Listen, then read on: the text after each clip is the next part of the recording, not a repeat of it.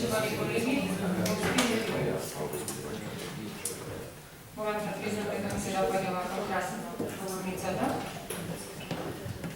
За разлика од мојата претходна колешка, јас ќе се обратам до првата колешка која разговараше и ќе кажам дека јас лично сакам и барам да има ребаланс на буџет и барам таква точка на дневен ред со која ќе се изготви ребаланс на буџетот на општина Битола,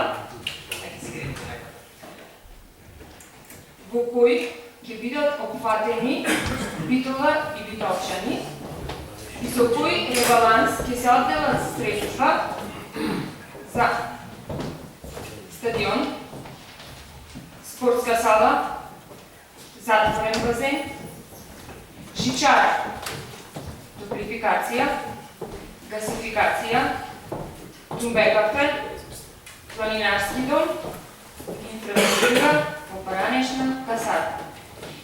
Еве колешке, јас од оваа говорница ви кажувам дека барам таква точка на дневен ред и се надевам дека вие како дел од мнозинството во овој совет истата ќе ја пренесете во вашите кругови и наредно ќе имаме таков ребаланс за овие 9 капитални проекти кои што во изминатите 9 години, значи не велам 3 или 2, 9, 10 pričам, ниеден од нив не е реализиран.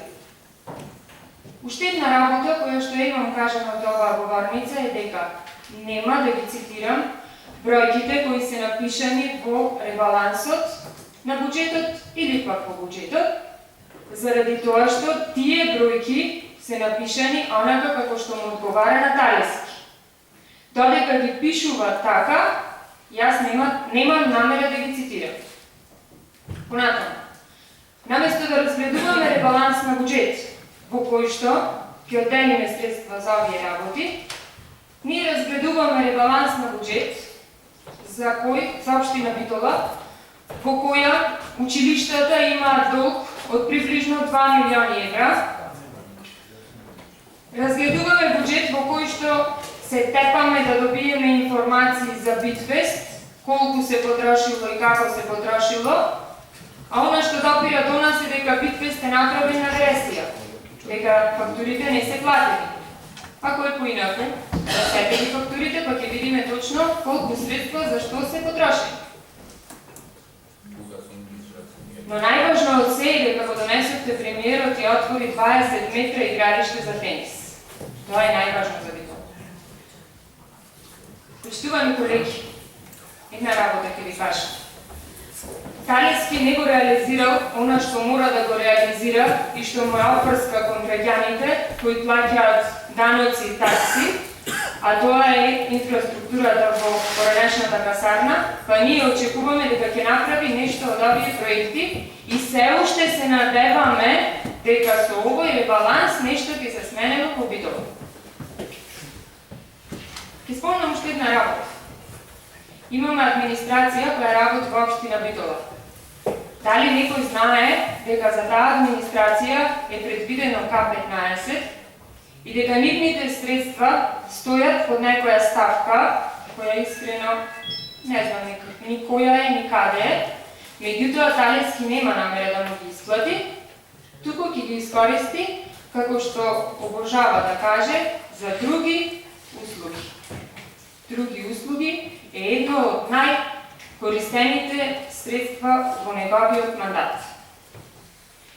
На крај, пред неколку месеци прашав, до ден денес не добив одговор, а тоа е кои документи се одземени од општина Битола, од кои одделенија се тие документи одземени и дали овие...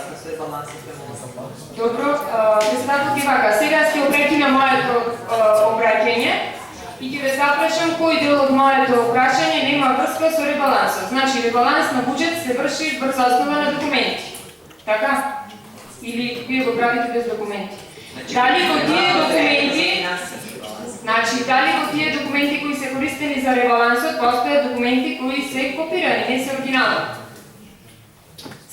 ми кажете дека не се одземени документи или сакате да ми кажете дека нема обвинителен акт против Талевски или има нешто што вие знаете, а ние не знаеме? Ми одговарите?